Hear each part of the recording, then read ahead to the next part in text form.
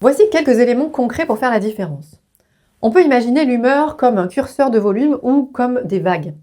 Les phases dépressives existent dans les trois cas. Ce qui change surtout, c'est la hauteur des hauts, la hauteur des manies et des hypomanies, et la fréquence des variations.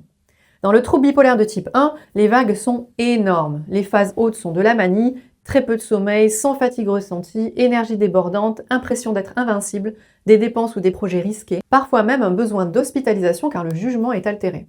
Ces phases alternent avec des dépressions souvent sévères. Pour une image, c'est un peu comme les montagnes russes XXL.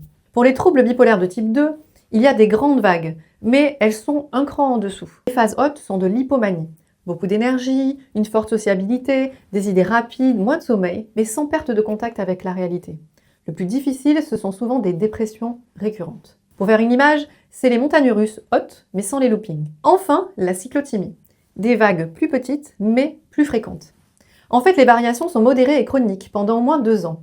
Une semaine, on se sent au top, la suivante à plat. Il n'y a pas d'épisode maniaque ou dépressif majeur, mais une instabilité qui épuise à la longue. Pour faire l'image, c'est une météo changeante, soleil, nuages, presque chaque semaine. La cyclothymie, c'est donc des hauts et des bas modérés, mais persistants.